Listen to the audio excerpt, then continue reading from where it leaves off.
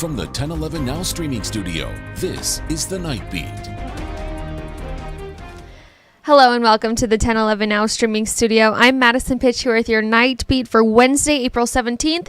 And today we are talking with our Kendall Lanier about Alzheimer's and how it disproportionately affects communities of color. Kendall, thank you for joining me. Thank you for having me. So one of the people you talked today was, groups you talked today was Nebraska Alzheimer's Association. What was your main takeaway from that interview?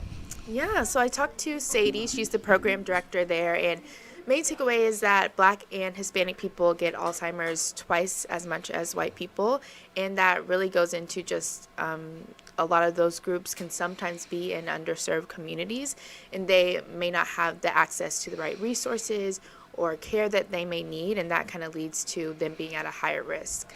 Yeah, I think it's really important to point out it's not some predisposition that people of color have. It's that oftentimes they are not in a good position to seek out that care. Is that correct? Yeah. And I think when you look at that, you think oh, it's something genetically or something.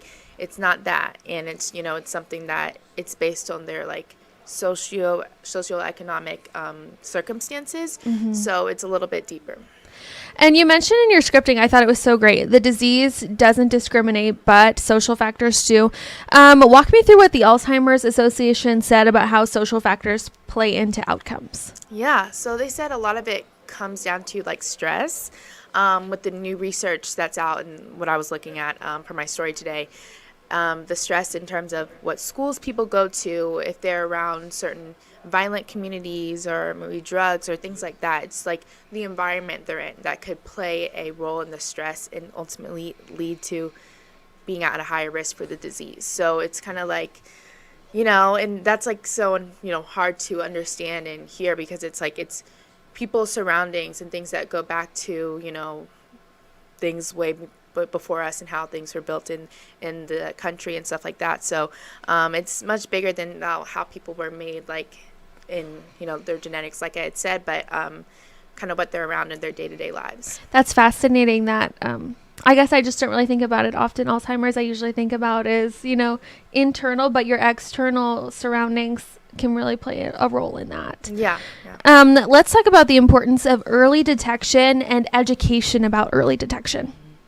Yeah, so basically I had saw a statistics that you begin 20 years or more before memory loss and symptoms develops. That's when Alzheimer's starts. So you might not see it until 20 years later. Wow. And yeah, so that's kind of scary. But the early detection is just so valuable because you might miss out on treatment that you need if you don't get checked out in time. You could have been, helped along in a different way if you had saw the doctor a year earlier. So it's noticing those small signs and just saying, okay, let me check it out instead of just brushing it under the rug kind of thing. Mm-hmm, mm-hmm.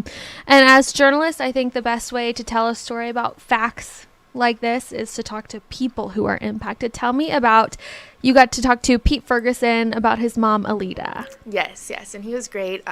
His mom passed in 2019 and the symptoms started to show very slowly.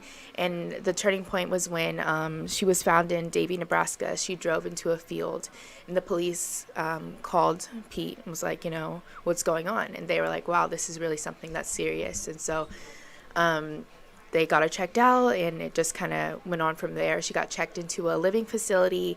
And that was one thing he talked about, how, people asked him, why are you putting her in a living facility? Because in some Black and Hispanic communities, that's kind of a stigma around it, that same with therapy and things like that. You're going to get help for something that maybe people aren't as aware of. So, Alita was kind of I don't want to be a burden to anyone in the family. And he emphasized that she never was, but this is kind of something that she wanted. So, yeah, I think it also came down to when she was in that facility, the representation in terms of the caregivers. She was the only Black person there in terms of patients and caregivers. So it's she didn't necessarily have people to support her that understood her. Mm-hmm. So I talked to this about the association. Kind of they have support groups for people in Black and Hispanic communities to be around people who look like them and can understand what they're going through, and just kind of level with them in that way. Yeah.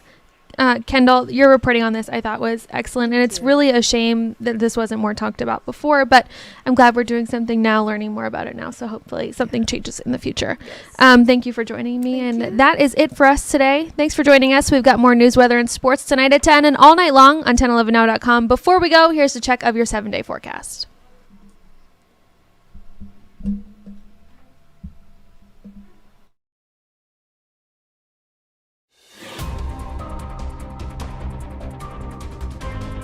You've been listening to The Night Beat. Watch, listen, and stream on the 1011 app on YouTube or wherever you get your podcasts.